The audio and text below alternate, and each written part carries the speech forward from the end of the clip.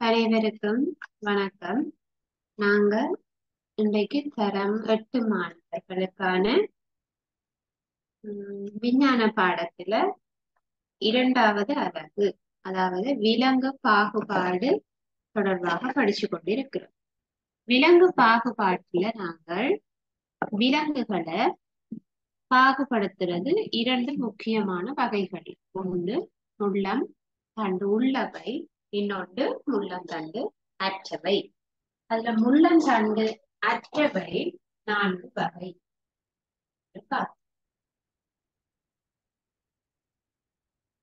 முள்ளந்தண்டு அற்றவை ஒன்று நிடாரியா,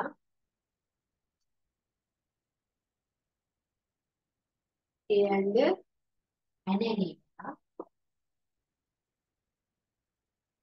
3 Mollusca, 4 arthropod.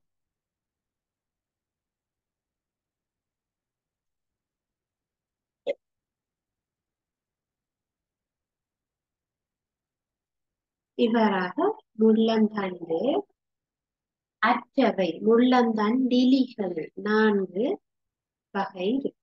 நிடாரியா, annelid, mollusca, அற்றவை. இந்த ஒவ்வொரு கூட்டம் சொல்றது நாங்க கூட்டங்கள்.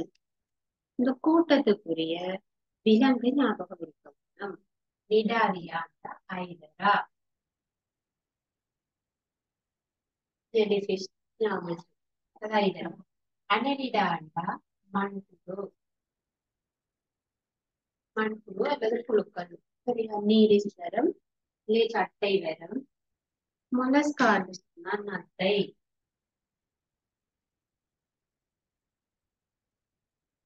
ஆத்திரப்போடான்னு சொன்னா பூச்சிகள்,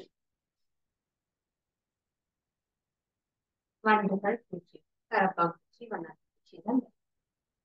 அப்ப இது உங்களுக்கு இந்த கூட்டமும் அந்த கூட்டத்துல ஒரு அங்கியையும் நீங்க ஞாபகம் வச்சிருக்க வேண்டும். ஒரு விலங்கு ஞாபகம் இருந்தா அதன் இயல்பு எழுதுவது சுலபம். அப்ப இயல்பு எப்படி எழுதலாம்னா, இப்ப நீங்க மண்புழு ஞாபகம் இருந்தா அனலிடாண்ட இயல்பு எழுதும். எப்படி? அது மண்புழு புழு போன்ற அமைப்புடைய, சரியா, கூட நீர் அல்லது ஈரலிப்பான இடத்துல வாழக்கூடும். மண்புழு வேற என்ன இயல்பை காட்டும்? அந்த உடல்ல துண்டு துண்டு மண்புழுவை பாத்தீங்கன்னா சின்ன சின்ன கோடு தென்படும். சரியா, அப்ப உடல் துண்டங்களாக பிரிக்கப்பட்டிருக்கு. வெள்ளிய புழு போன்றதாக இருக்கு. உடல் இருபக்க சமச்சீராக இருக்கு. ஈரலிப்பான நிலத்துல வாழக்கூடியது. அப்ப நீங்க ஒரு விலங்கு ஞாபகம் இருந்து அந்த கூட்டத்துக்குரிய இயல்பை எழுத முடியும். அதுக்காகத்தான் ஒரு கூட்டமும் அந்த கூட்டத்துக்குரிய ஒரு இயல்பும் உங்களுக்கு ஞாபகம் இருக்கு. இதுவே முள்ளந்தண்டு உள்ளவை 5 வகையாக பிரிக்கும்.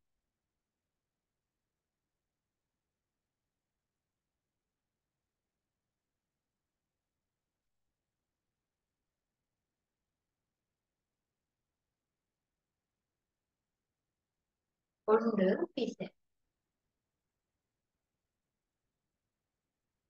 ஆம்பிபியா, ரெப்டீலியா,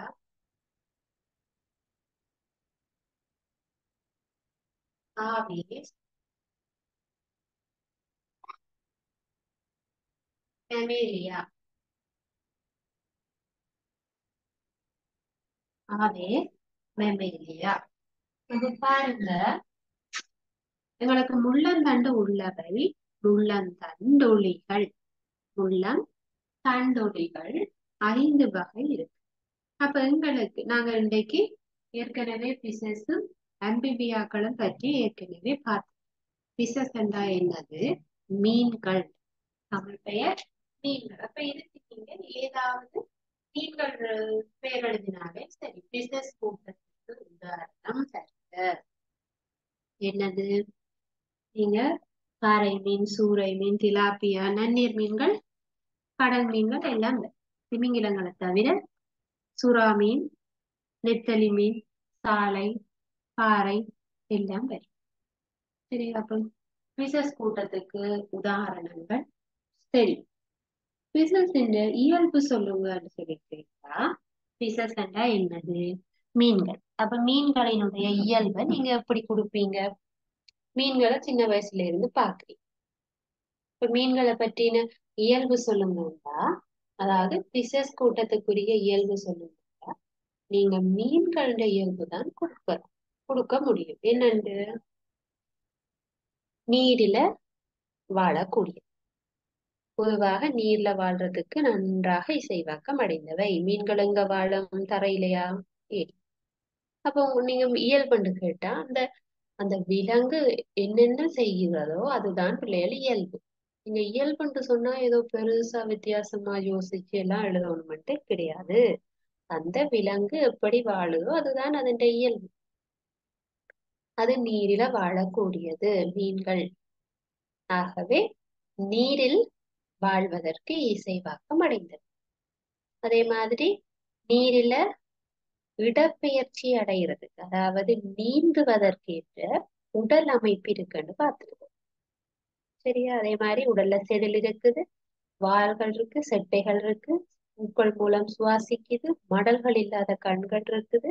இப்படியாக நாங்க மீன்களினுடைய இயல்பு சொல்லி மீனை பற்றி எழுதுது. மீனை பற்றி ஒரு 4 வசனம் எழுத தெரிஞ்சிருக்க வேண்டும். அதுதான் இயல்பு. அப்ப அம்பிபியாக்களுக்கு உதாரணம் கேட்டா, அவை ஈரூடக வாளிகள். அதுக்கு நீங்க தவளைய ஞாபகம் வச்சு.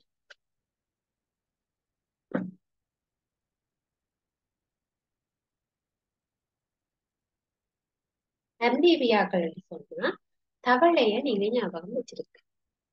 தவளைகள் என்ன செய்யும்? நிலத்திலும் வாழும், நீரிலும் வாழக்கூடியது. ஆகவே அவை நீரிலும் நிலத்திலும் வாழக்கூடிய அங்கிகள். யாரு? அம்பிபியா. சரியா? அவை அதனாலதான் அவற்றுக்கு பெயர் ஈரூடக வாளிகள் என்று சொல்றோம். சரியா? அப்ப வாழ்க்கை வட்டத்துல ஒரு பகுதிய நீரிலையும் மற்றைய பகுதிய நிலத்திலையும் கழிக்கக்கூடும். இப்ப பாருங்க, தவளை அதனுடைய வார்ப்பை நிலையில அது நீர்ல தான் வசிக்கும். அதுவே ஒரு நுரையுடலி தவளை பார்த்தீங்கன்னா தண்ணிகளையும் இருக்கு, நிலத்திலையும் வாழக்கூடியதாக இருக்கு. அதனாலதான் அவை ஈரூடக வாழி. ஈரூடகம்ன்றது பெயர் நீரும் நிலம். சரியா? அப்ப அம்பிபியாண்டா இனி மறக்க கூடாது, தவளைகள். இப்ப தவளைகளுக்குரிய இயல்பு ஒன்று உருமாற்றத்தை காட்டுவது. உருமாற்றம் என்று சொன்னா, இப்ப நீங்க தவளையினுடைய முட்டையில இருந்து வரக்கூடிய வார்ப்பை பார்த்தீங்கன்னு சொன்னா, அது வால் இருக்கு. தவளைகளினுடைய வார்ப்பைகளுக்கு வால் இருக்கும். ஆனா ஒரு பெரிய தவளைக்கு வால் இருக்காது. ஆகவே அது உருமாற்றம். அதனுடைய உடல் மாற்றம் அடைஞ்சிருக்கு. அதே போல தவளைக்கு செதில் இல்லாத மெல்லிய சீதத்தாலான தோல் இருக்கு. இப்ப மீன்களுக்கு செதில் இருக்கும், தவளைக்கு செதில் இருக்கா? இல்ல. அப்ப செதில்களற்ற ஈரலிப்பான தோல் இருக்கும், சீதத்தாலான தோல். இடப்பெயர்ச்சிக்காக 4 சோடி அவயவம் இருக்கு. 4 சோடி அவயவம் என்றா என்னது? தவளைக்கு 4 கால்கள் இருக்கு. முன்னுக்கு 2 கால், பின்னுக்கு 2 கால். அதான் 2 சோடி. 2 சோடி என்றால் 4, 1 சோடி என்றால் 2. அதே போல தவளை எப்படி சுவாசிக்கும்?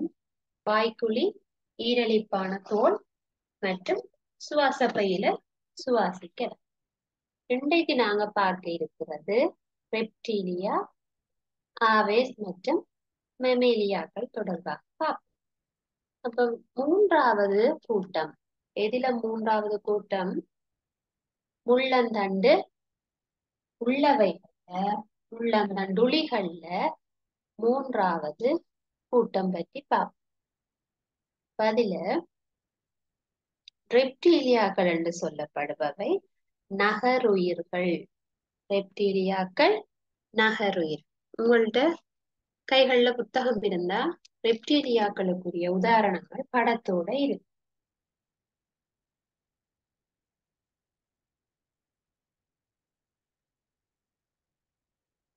நகருயிர்கள்னு சொல்லுவோம். நகருயிர் என்றா தரைவாழ் சூழலுக்கு நன்கு இசைவாக்கம் அடையுது. இப்ப இந்த ஓடர்ல நீங்க பாத்தீங்கன்னாலே தெரியும் பிள்ளைகள், முதல்ல மீன்கள் நீரில வாழக்கூடியவை, நன்றாக நீரில வாழ்றதுக்கண்டே இசைவாக்கம் அடைந்தது மீன்கள். இரண்டாவது ஈரூடக வாழ், அதாவது நீர்லையும் வாழும் நிலத்திலையும் வாழும். மூன்றாவது பாத்தீங்கன்னா தரையிலேயே வாழக்கூடிய மாதிரி இசைவாக்கம் அடைந்தவை. இவை நன்றாக தரைவாழ் சூழலுக்கு இசைவாக்கம் அடைந்தவை. அப்ப இவற்றுக்கு உதாரணம் பார்த்தீங்கன்னா ஆமை,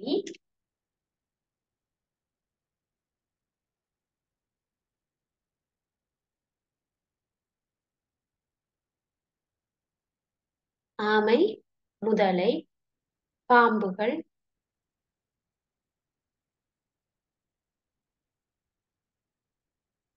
பாம்பு. சரியா? அப்ப இவை மலைப்பாம்பு, உடும்பு, பச்சோந்தி, ஓணான், சரி, இது எல்லாமே தரையில் வாழ்வதற்கு நன்றாக இசைவாக்கம் அடையும். எல்லா பாம்பினங்களும் வரும் பிள்ளைகள். புடையன் பாம்பு, மலைப்பாம்பு, சாரைப்பாம்பு, நாகப்பாம்பு எல்லாம் வரும். சரியா? இப்ப அது எல்லாமே நகருயிர்கள். இவை தரையில வாழ்றதுக்காகவே நன்றாக இசைவாக்கம் அடைந்திருக்கு. அப்ப ரெப்டீலியாக்களுக்குரிய இயல்புகள் என்னான்னு கேட்டா, நீங்க இந்த ஊர்வன தான் பிள்ளைகள் அதிகமாக இருக்கு. இதுல பாம்புகள் எல்லாம் வரும். அப்ப நீங்க அவற்றினுடைய இயல்பை பார்த்து எழுதினா நல்லா. சரி? அப்ப செதில்களினால் மூடப்பட்ட உலர்ந்த தோல். சரியா? அப்ப செதில்களால் என்று சொன்னா, அப்ப பாம்புக்கும் செதில் போன்ற அமைப்பு இருக்கு. நீங்க அந்த பாம்பு சட்டையை பார்த்தீங்கன்னா தெரியும். அதுல வரி வரியாக அதனுடைய அந்த செதில்களை பார்க்கலாம். அதே போல உம் பாம்புகளுக்கு இருக்குது, பச்சோந்தி அதுகளுக்கு நீங்க பார்க்கலாம். பாம்பு என்று சொன்னா அதுக்கு மேல அந்த ஓடு போன்ற அமைப்பு ஒன்று இருக்கு. சரியா? அடுத்தது, இடப்பெயர்ச்சிக்காக 4 அவயவம் இருக்கும். சிலவற்றில அவயவங்கள் பதாங்கமான அமைப்பாக ஒடுக்கப்பட்டிருக்கும். இந்த பதாங்கமாக மறைக்கப்பட்டு, சரியா, அது இல்லாம செய்யப்பட்டிருக்கன்னா, இப்ப பாம்புகள்ல கால்கள் இல்லாமல் ஆக்கப்பட்டிருக்கு. பாருங்க, இப்ப ஆமையை எடுத்துக்கொண்டோம்னா, இப்ப ஆமைக்கு என்ன இருக்கு? கால்கள் இருக்கு, 4 அவயவம் இருக்கு, 4 கால்கள் இருக்கு. முதலைக்கு என்ன? 4 கால்கள் இருக்கு. ஓணானுக்கு இருக்கு, கடலாமைக்கு இருக்கு, சருகாமைக்கு இருக்கு. அப்ப இவற்றுக்கு இடம் இருக்கிறது, பச்சோந்திக்கும் இருக்கு. ஆனா பாம்புகளுக்கு என்ன இல்ல? கால்கள் ஒடுக்கப்பட்டது, கால்கள் இல்லை. அப்ப சிலவற்றில 4 அவயவம் இருக்குது, சிலவற்றுக்கு இல்லை என்று நீங்க எழுத முடியும். சரியா? காலே இல்லைன்னு எழுதிடாதீங்க. என்னது? இடப்பெயர்ச்சிக்காக சிலவற்றுக்கு 4 அவயவங்கள் இருக்குது, சிலவற்றில ஒடுக்கப்பட்டிருக்கிறது.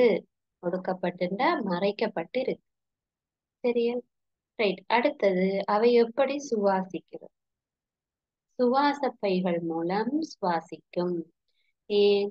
அவை தரையில வாழ்றதுக்கு நன்றாகவே என்ன இசைவாக்கம் அடைஞ்சிச்சு. அப்ப தரையில வசிக்கிற விலங்குகள் என்ன செய்ய வேணும்?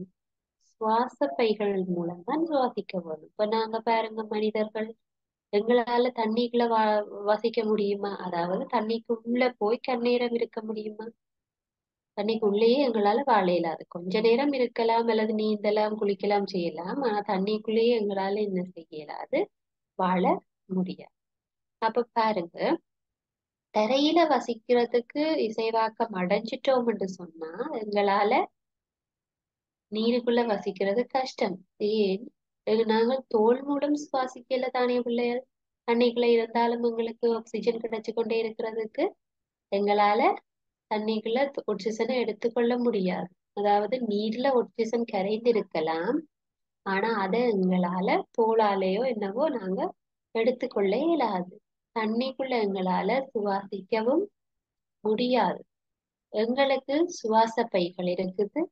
அது நாங்க வெளியில, அதாவது வழியில இருந்து நேரடியாக சுவாச பையுக்கு ஆக்சிஜனை எடுத்தாதான் நாங்க சுவாசிக்கலாம். அதுக்கேற்ற மாதிரி தான் எங்களுடைய உடலினுடைய அமைப்பு இருக்கு. சரியா? ஆனா இப்ப தவளை எப்படி அப்ப ரெண்டுலயுமே வாழுதுன்னு சொல்லி உங்களுக்கு சந்தேகம் வரும். தவளை வாய்க்குழியிலையும் சுவாசிக்கும், ஈரலிப்பான தோல்லையும் சுவாசிக்கும், சுவாச பையும் இருக்கு. அப்ப அதனுடைய சுவாச முறை இப்படி 3 முறையிலையும் நடக்கலாம்டா, அது தரையிலையும் வசிக்கலாம், நீரிலையும் வசிக்கலாம். ஆனா மீன்களால தரையில வசிக்க முடியாது. ஏன்? அவற்றுக்கு பூக்கள் மூலம்தான் சுவாசம் நடக்கும். வேற எந்த முறையிலையுமே சுவாசம் நடக்க வாய்ப்பில்லை. அதனாலதான் மீன்கள் தண்ணியிலிருந்து வெளியே வந்ததுண்டா மீன்கள் இறந்து. அதுக்கு வழியில இருக்கிற ஆக்சிஜனை பூக்களால சுவாசிக்க இயலாது. அப்ப மீன்களால தரையில சுவாசித்து வாழ முடியாது, மனிதர்களால நீருக்கு உள்ள போய் சுவாசித்து வாழ முடியாது. அப்ப ஒவ்வொரு விலங்குக்கும் அது வாழக்கூடிய தன்மைக்கு ஏற்ற மாதிரி தான் பிள்ளைகள் உடல் அமைப்பு காணப்படுகிறது. இப்ப வாழுகின்ற சூழலுக்கு மாதிரி அந்த அந்த அங்கியானது டிசைனா இருக்கு, அந்த டிசைன் பண்ணப்பட்டிருக்கு. அது கடவுளால அப்படித்தான் அமைக்கப்பட்டிருக்கு.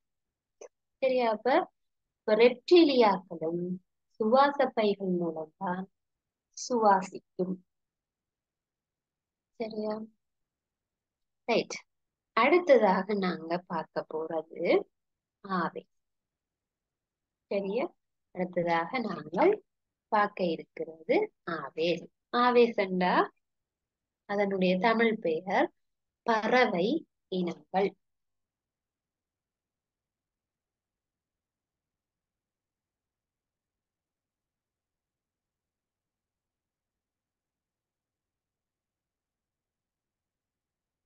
பறவைகள் ஆவேசம் சொன்னா பறவைகள். இப்ப பாருங்க, மீன்கள் என்று சொன்னா நீரில் வாழக்கூடியவை. அம்பீபியாக்கள் என்று சொன்னா அவை தரையிலையும் நீர்லையும் வாழக்கூடிய ஈருடக வாழ். ரெப்டீலியா என்று சொன்னா நகருயிர் தரையிலேயே வாழும். ஆவேஸ் என்று சொன்னா அவை என்ன, பறக்கிறவை, பறந்து செல்லக்கூடியவை. பாருங்க, இப்ப தண்ணியில இருந்து பிறகு தண்ணியிலையும் தரையிலையும் வாழக்கூடிய மாதிரி திரும்ப தரையிலேயே நன்றாக வாழக்கூடிய மாதிரி அடுத்தது ஆவேஸ் பறந்து வழியிலேயே செல்லக்கூடிய அளவுக்கு விருத்தி அடைந்து காணப்படுகிறது. சரியா? அப்ப இதுல பறவைகள் அடங்கும். அனைத்து விதமான பறவைகள், அது பறக்கிற பறவையா இருக்கலாம் அல்லது பறக்க முடியாத பறவைகளா இருந்தாலும் சரி, எல்லாமே ஆவேசத்துக்கு தான் பெறும். சரியா? அப்ப பறப்பதற்காக நன்கு இசைவாக்கம் அடைந்த விலங்குகளை குறிக்கும். நம்ம பறவைகள் என்று சொன்னா நீங்க காட்டுக்கோழி, தாரா, வாத்து, ஆந்தை, கிளி, காகம், சரியா, எல்லாமே வேற. மைனா, பறவைகளாக இருக்கிற எல்லாமே வேற. மயில், பறக்கிற பறவைகளும் இருக்குது, பறக்க முடியாத பறவைகளும் இருக்கு. பறக்க முடியாத பறவைகள் என்ன? தீக்கோழி, ஆஸ்ட்ரிச் பறக்காது, அதுவும் ஒரு பறவைதான். அதே மாதிரி எமு பறவை, ரியா பறவை, பென்குயின், கிவி, அசோவரி எல்லாம் பறக்காது. ஆனா அவையும் பறவைகளுக்குள்ளதான் அடங்கும். சரியா? அப்ப எங்களுக்கு பறக்கிற பறவைகளும் இருக்குது, பறக்க முடியாத பறவைகளும் இருக்கு. இப்ப பென்குயின் எல்லாம் பாத்தீங்கன்னா அது நடந்து போற மாதிரி தான் இருக்கு. சரியா? ரைட். அப்ப ஆவேஸ் என்பது பறவை இனங்கள். அப்ப பறவை இனத்தின இயல்புகள்ல யோசிச்சு பாருங்க, என்னென்ன இயல்புகள் இருக்குது. பறவைகளுக்கு என்ன இயல்புகள் இருக்கிறது? பறவை என்றா பறக்கும், வழியில் இடப்பெயர்ச்சி அடைவதற்கு இசைவாக்கம் அடைந்த அருவிக்கோட்டு வடிவம் இப்ப நாங்க மீன்களுக்குத்தான் அருவிக்கோட்டு வடிவம் இருக்குன்னு சொன்ன நாங்கள் நீந்துறது. அதே போல பறப்பதற்கு அருவிக்கோட்டு வடிவம் காணப்படுவது இந்த ஆவேஸ்.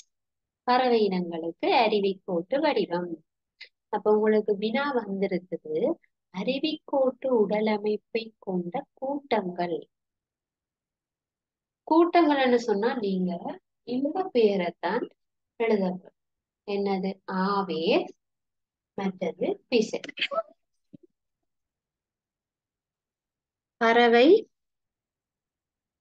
பறவைகள் என்று சொல்லி சொன்னா அது ஆவேஸ் என்ற கூட்டம். அப்ப நீங்கள் ஆவேஸ் என்று சொல்லி கொடுக்க வேணும். சரியா? ஆவேஸ் மற்றும் பிசஸ் ரெண்டுமே என்னது? அருவிக்கோட்டு வடிவம் என்று சொல்லலாம். சரி, அப்ப கேள்வி உங்களுக்கு அதனுடைய இயல்புகளை வைத்தும் தரப்படும். அதனுடைய இயல்புகளை வச்சும் என்னது கேள்வி தரப்படும். சரியா? ரைட். அதே மாதிரி இறகுகளால மூடப்பட்டிருக்கிற தோல். இப்ப நாங்க பிசஸ் என்று சொல்லி சொன்னா என்ன சொன்ன நாங்க? அதோட தோலில என்ன இருக்குது? செதில்கள் இருக்கு. இப்ப பறவைகளினுடைய தோல் எப்படி இருக்கிறது? இறகுகளால் மூடப்பட்டு இருக்கிறது.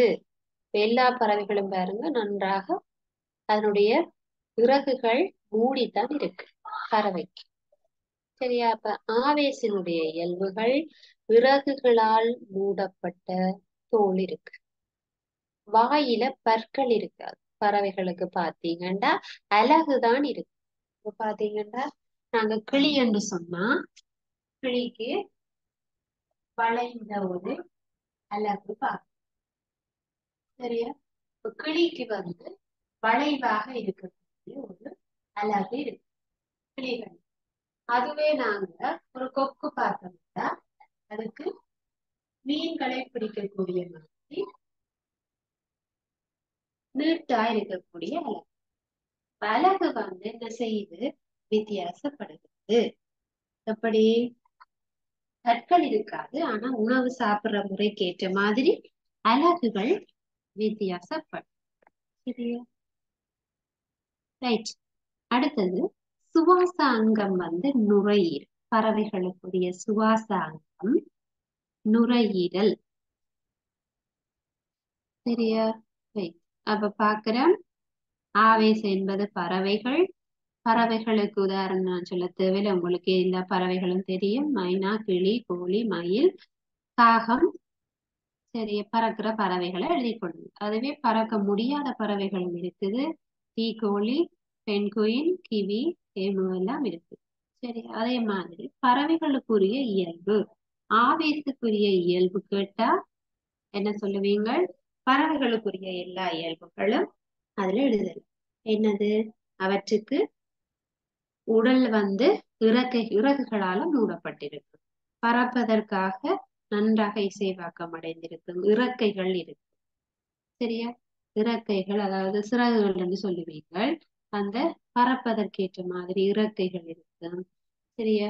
அதே மாதிரி வாயில பற்கள் இருக்காது. அதனுடைய அலகுகள் வித்தியாசப்படும். அவை சாப்பிடுகிற முறைக்கேற்ப. இப்ப கிளி என்று சொன்னா அது பழங்களை குறைத்து உண்பதற்கு ஏற்ற மாதிரியான அலகும். அதுவே ஒரு கொக்குன்னு சொன்னா அது நீர்ல மீன்களை கொத்தி பிடிப்பதற்காக ஏற்ற மாதிரி நீண்ட அலகுகளாகவும் ஒவ்வொன்றும் சாப்பிடுகின்ற முறைக்கு ஏற்ற மாதிரியான அலகு அமைப்பு வித்தியாசப்படும். இப்ப மனிதர்கள் சொன்னா எங்களோட வாய் இப்படி வித்தியாசமா இருக்காது, ஒரே அமைப்பு தான். ஆனா பறவைகளுக்குரிய அலகு வித்தியாசப்படும். சரி, அதே மாதிரி வாயில பற்கள் இருக்காது, உணவு முறைக்கேற்ற வித்தியாசமாக இருக்கு. சுவாசிக்கிறது நுரையீரல் மூலம். பறவைகள் சுவாசிப்பது நுரையீரல் மூலம். சரி, அப்ப உங்களுக்கு இப்ப ஆவேஸ் பற்றியும் நாங்க படிச்சுட்டோம். அடுத்ததாக நாங்க பார்க்க இருக்கிறது மெமேலியாக்கள். மெமேலியாக்கள். சரி, மெமேலியாக்கள் நாங்க சொல்றது பாலூட்டி.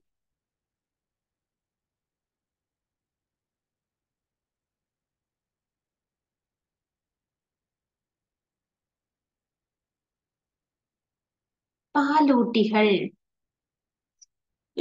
பாலூட்டிகள் என்று சொன்னா குட்டி என்று பாலூட்டும் விலங்கு. இப்ப பாக்குற உதாரணமாக குரங்கு,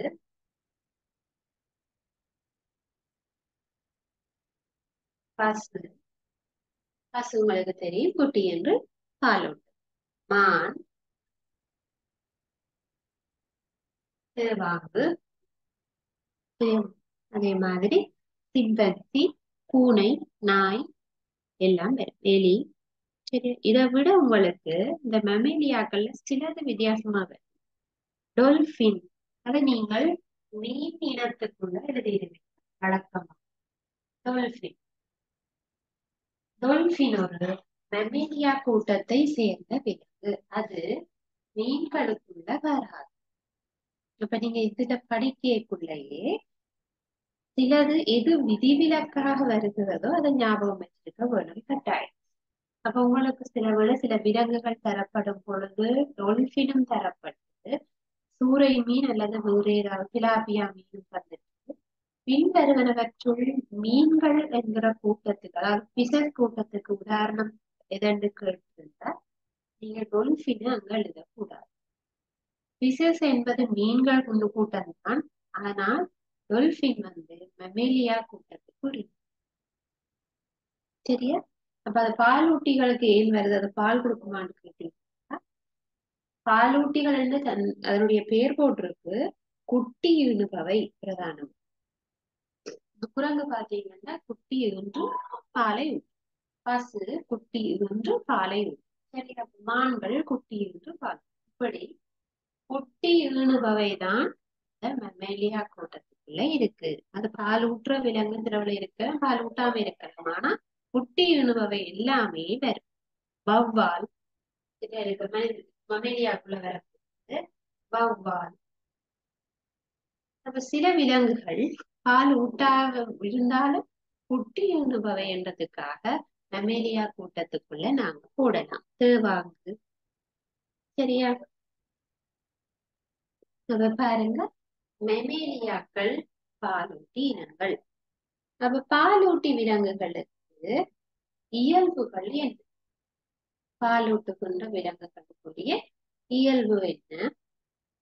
உரோமங்களினால் மூடப்பட்ட தோல். இப்ப நீங்க குரங்கு, பசு, மான் பாத்தீங்கன்னா அந்த டொல்பினுக்கு உரோமம் இருக்காது. ஆனா பெரும்பாலும் உரோமங்களினாலான தோல் இருக்கும். வவ்வாலுக்கு இருக்கும். அப்ப மனிதர்களுக்கு, மனிதன் ஒரு குட்டி என்று பாலூட்டும் விலங்கு. மனிதன். அப்ப மனிதன் குட்டி என்று பாலூட்டும் விலங்கு. ஒரு பொதுவான இயல்பு நான் சொல்றேன், ரோமங்களினால் மூடப்பட்ட தோல். அப்ப மனிதர்களுக்கு உரோமம் இருக்கா இல்லையா? பாருங்க, உங்களோட கை கால்கள் எல்லாம் சின்ன சின்னதாக உரோமங்கள் இருக்கு பிள்ளை.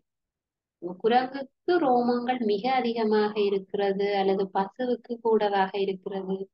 மான்களுக்கு அதிக ரோமம் இருக்கு, ஆடுகளுக்கு அநேகமாக ரோமங்கள் இருக்கிறது. சரி, ஆனால் என்ன, மனிதர்களுக்கு குறைந்த அளவில இருக்கு. உரோமங்கள் இல்லாம எல்லாம் இல்ல, இருக்கிறது, குறைவாக இருக்கு. அந்த மற்ற விலங்குகள்ல இருக்கிற அளவுக்கு எங்களுக்கு இல்ல, ஆனா உரோமம் இருக்கு. சரியா? அப்ப உரோமங்களினால் மூடப்பட்ட தோல் இருக்கு. அடுத்ததாக முளைச்சுரப்பிகள், அதாவது பாலை உற்பத்தி செய்வதற்குரிய முளைச்சுரப்பிகள் இருக்கு. அதே மாதிரி தோலில வியர்வை சுரப்பிகள். இப்போ குட்டி என்று பாலூட்டும் விலங்குகளுக்கு வியர்வையை சுரப்பதற்காக வியர்வை சுரப்பிகளும் தோலில நெய் சுரப்பிகளும் இருக்கு. இப்ப நீங்க நல்ல வெயில போய் பாருங்க, தோலெல்லாம் கச கசண்டு வந்து கசிகிற மாதிரி இருக்கு. தோல்ல இருக்கிற சுரப்பிகள் என்ன செய்யுது? வியர்வையையும் சுரந்து அதுல தோல்ல வந்து ஈரலிப்பான தன்மையை கொண்டு வரும் சுரப்பிகள். அப்ப எங்களுக்கு மெமேலியா கூட்டத்துல என்ன இருக்கிறது? சுரப்பிகள் இருக்கு. என்னென்ன சுரப்பிகள் காணப்படுகிறது? வியர்வை சுரப்பிகளும் முலை சுரப்பிகளும் காணப்படும். அதே போல மெமேலியா கூட்டத்தின் இன்னும் ஒரு இயல்பு செவிச்சோனை காணப்படுதல். இப்ப நீங்கள் ஒரு மாடு பார்த்தீங்கன்னா மாட்டுக்கு செவி இருக்கு, பெரிய செவிகள். அதே போல மனிதர்களுக்கு செவி இருக்கு. அப்ப செவிச்சோனை காணப்படும். இப்ப மனிதர்களுக்கும் ஒரு செவி காணப்படும். அதுவே மாடுகளுக்கும் செவி இருக்குது. சரியா? அப்ப மான்களுக்கும் செவி இருக்குது. அதே போல குரங்குகளுக்கும் இருக்கு. சரி, அப்ப செவிச்சோனை அல்லது புறச்செவி, செவி ஒண்டி இருக்கு. அதே நீங்க பறவை இனத்துக்கு பாத்தீங்கன்னா இந்த மாதிரி என்னது, பறவைக்கு காதுகள் கிடையாது, செவிச்சோனைகள் கிடையாது. ஆனா இந்த துவாரம் இருக்கும், செவி செவி இருக்கிறதுக்கு ஒரு சிறிய துவாரம் இருக்கும். ஆனா வெளியில அப்படி காது இருக்காது. என்னத்துக்கு? பறவைகளுக்கு காதுகள் கிடையாது, பற்கள் கிடையாது. ஆனா எங்களோட மமேலியா கூட்டத்தை சேர்ந்த விலங்குகளுக்கு பாத்தீங்கன்னா வெளியில ஒரு காதுகள் இருக்கு. மான்களுக்கு அல்லது நாய்களுக்கு அதுக்கேற்ற மாதிரியான காது இருக்கும். அப்படி எங்களுக்கு புறச்செவியாக செவிச்சோனை ஒன்று காணப்படும். அப்ப காதுகள், செவிச்சோனை அல்லது புறச்செவி ஒன்று யாருக்கு இருக்கு? மேலியா கூட்டத்துக்கு காணப்படுது. அதே போல சுவாசத்திற்கு அப்ப என்ன இருக்கும்? நாங்கள் தரையில வாழக்கூடிய ஆக்கள் நுரையீரல் அல்லது சுவாசப்பை. சரியா? சுவாசப்பை அல்லது நுரையீரல் மூலம் தான் நாங்க என்ன செய்யறோம்? சுவாசிக்கிறோம். சரியா?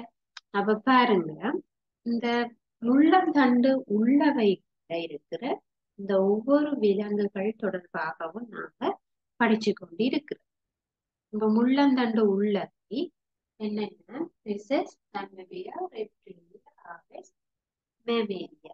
ஒவ்வொரு விலங்கு ஒவ்வொரு உதாரணத்தை நீங்க ஞாபகம் வைத்துக் கொள்ள வேண்டும். பிசஸ் என்பது மீன்கள், அம்பிபியாக்கள் தவளை, ரெப்டீலியாக்கள் பாம்பு, முதலை, இதாகவோ நான் ஞாபகம் வச்சிருக்கேன். ஆவேஸ் என்பது பறவைகள், மெமேலியாக்கள் பாலூட்டிகள். சரியா? அப்ப இவை நீங்க ஞாபகம் வச்சிருந்தா எழுதி கொள்ள முடியும். என்னது? ஒரு விலங்கு ஞாபகம் இருந்தால் அந்த கூட்டத்தினுடைய இயல்பு நீங்க சொல்லாமல் எழுதி கொள்ள கூடியதாக இருக்கும், அதாவது இலகுவாக இருக்கும். ஒரு பிசஸ் கூட்டத்தினுடைய இயல்பு கேட்டா மீன்கள் தான் பிசஸ் என்பது உங்களுக்கு இருந்தால் மீன்களுக்குரிய இயல்பை நீங்கள் எழுதி கொள்ள முடியும்.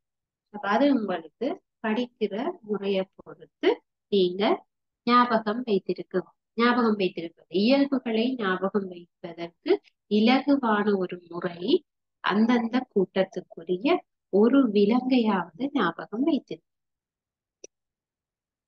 சரியா? அப்ப நாங்கள் இந்த விலங்கு பாகுபாடு என்கின்ற பாடத்தில இருந்து 2 விதமான என்னது வகைப்படுத்தல பார்த்திருக்கிறோம். ஒன்று முள்ளந்தண்டு அற்றவை, இன்னொன்று முள்ளந்தண்டு உள்ளவை.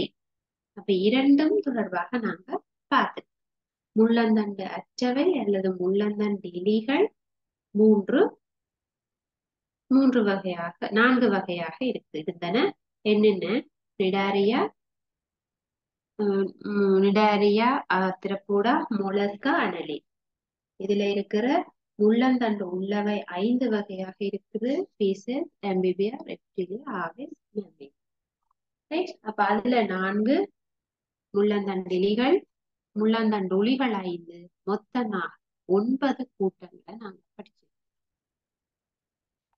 மொத்தமாக 9 கூட்டங்களை நாங்கள் படித்திருக்கோம். உங்களுக்கு 9 விலங்குகளை ஞாபகம் இருந்தா 9 விலங்கு ஞாபகம் இருந்தா 9 கூட்டத்தினுடைய இயல்புகளையும் நீங்கள் எழுதிக் கொள்ள முடியும். அப்ப இயல்புகளை பாடமாக்குவது கடினம். ஒவ்வொரு கூட்டத்துக்கு 3 அல்லது 4 இயல்புகள் இருக்கு. அப்ப பாருங்க, ஒரு கூட்டத்துக்கே 4 இயல்புகள் இருந்தா மொத்தமாக 9 கூட்டம் இருக்குது. சோ நான் 36க்கு மேல உங்களுக்கு என்ன செய்ய இயலாது? பாடமாக்க இயலாது. அதிகமாக உங்களால இந்த விலங்குகளினுடைய இயல்புகளை பாடமாக்குவதிலே கடினமாக இருக்கு. சரியா? அப்ப என்ன செய்யுங்க, ஒரு விலங்கை மட்டும் ஞாபகம் வச்சிருங்க. அதுல இருந்து நீங்க எழுதி கொள்ள முடியும். இப்ப நாங்க படிச்ச இந்த பாடத்தில் இருந்து சில வினாக்களை பார்ப்போம். இதை நீங்கள் உங்களுடைய பயிற்சி கோப்பில் எழுதி கொள்ளுங்க. பின்வரும் வினாக்களுக்கு விடை எழுதுக.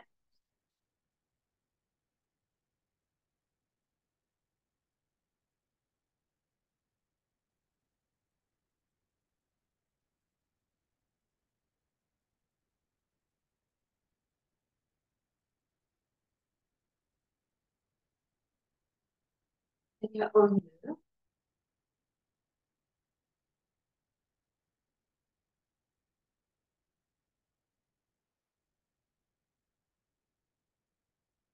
முள்ளந்தண்டிலிகளில் முள்ளந்தண்டிலிகளில் அடங்கும் கூட்டங்கள் எவை?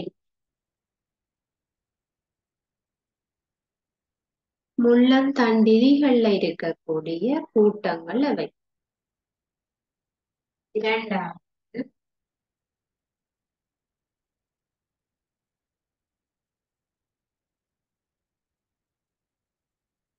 புவி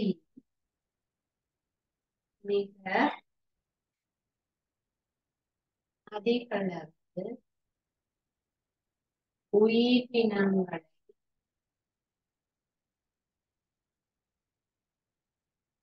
கொண்ட கூட்டம் இது.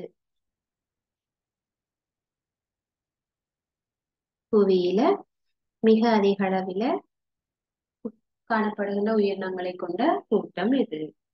மூன்றாவது,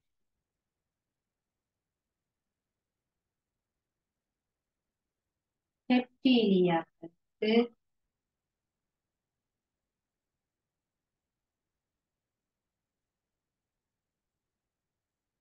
உதாரணம் 2 தருக. ரெப்டீலியாக்களுக்கு உதாரணம் 2 தருக. ரெப்டீலியாக்கள் என்பது நகருங்கள். அவற்றுக்குரிய உதாரணம் 2 தருக.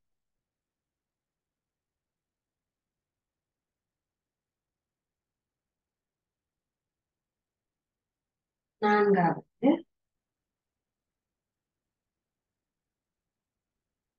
மெமேலியா இயல்புகள் 4 தருக.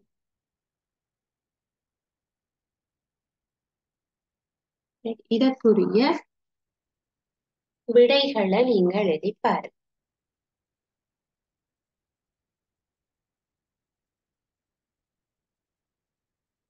முதலாவது, முள்ளம் தண்டிலிகளில் அடங்கும் கூட்டங்கள் எவை?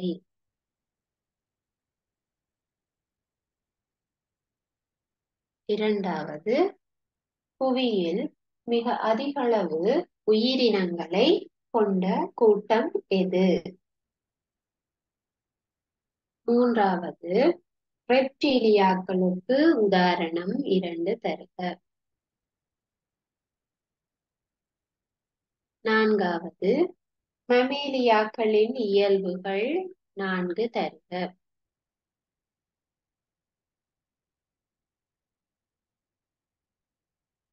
சரியா? இப்ப பாருங்க. முதலாவது, முள்ளந்தண்டு இலிகள். முள்ளந்தண்டு இலிகள் எத்தனை வகை? 4 வகை. என்னென்ன? Cnidaria, annelida, mollusca, ஆத்திரபோடா.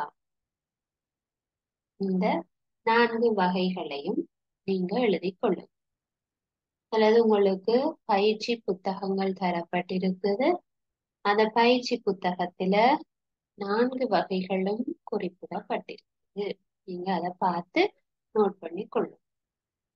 இரண்டாவது, புவியில மிக அதிக அளவில காணப்படுகின்ற உயிரினங்களை உள்ளடக்கியது ஆத்திரபோடா. அதாவது பூச்சி இனங்கள் தான் உலகத்துல மிக அதிக அளவு காணப்படும். ஆகவே கூட்டம் என்று கேட்டா நீங்கள் ஆத்திரபோடா என்று எழுத வேண்டும். மூன்றாவது, ரெப்டீலியாக்களுக்குரிய உதாரணம் நகருயிரண்டா, ஓணான், பச்சோந்தி, ஆமை, முதலை, பாம்பு வகை எல்லாம் வரும். அப்ப நீங்க அதுல ரெப்டீலியாக்களுக்கு ஏதாவது 2 வகையை எழுதிக் கொள்ளும். பாம்பு, ஓணான், முதலை, பச்சோந்தி எல்லாம் வரும். பல்லி. சரியா? ரைட். அதே போல மெமேலியாக்களுக்கு உரிய இயல்புகள் நான் அப்ப நாங்க இது இறுதியாக படிச்ச விஷயம். உரோமங்களினால் மூடப்பட்ட தோல் இருக்கும். நீங்க ஒரு குரங்க ஞாபகம் வச்சு எழுதி கொள்ளலாம் இல்லையால். உரோமங்களினால் மூடப்பட்ட தோல் காணப்படும். முளை சுரப்பிகள் பாலை உற்பத்தி செய்வதற்கு காணப்படும். வியர்வை சுரப்பிகள் வியர்வை உற்பத்தி செய்வதற்காக காணப்படும். செவிச்சோனை ஒன்று காணப்படும். சுவாசத்திற்காக நுரையீரல் காணப்படும். அப்ப நீங்கள் இதுல உங்களுக்கு தெரிஞ்ச இயல்புகளாக பொதுவாக நீங்க ஆடு மாடு அந்த மாதிரி பாலூட்டி விலங்குகளை பார்த்து அதுல இருக்கக்கூடிய இயல்புகளை எழுதி கொள்ள முடியும். அப்ப மெமேலியாக்களுக்கு உதாரணங்கள் என்னென்ன? ஆடு மாடு, சிம்பன்சி, ஓரங்குட்டான், மனித குரங்கு, தேவாங்கு, வவ்வால், திமிங்கலம், டொல்பின், மான் போன்ற விலங்குகள். சரியா? அப்ப அந்த விலங்குகள்ல நீங்க பொதுவாக பார்க்கிற எல்லா விஷயமும் மெமேலியாவின் இயல்புகள் தான். சரியா? அப்ப இன்றைக்கு நாங்க படித்த இந்த விலங்கு பாகுபாடு தொடர்பாக உங்களுக்கு ஏதாவது சந்தேகம் இருந்தால் நீங்கள் கேட்கலாம்.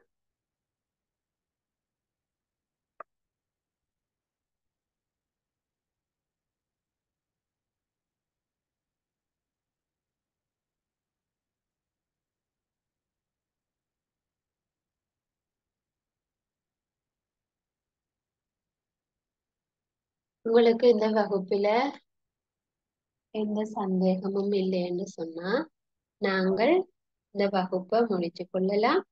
அடுத்த வகுப்புல நாங்க இன்னொரு புதிய பாடத்துல பார்ப்போம்.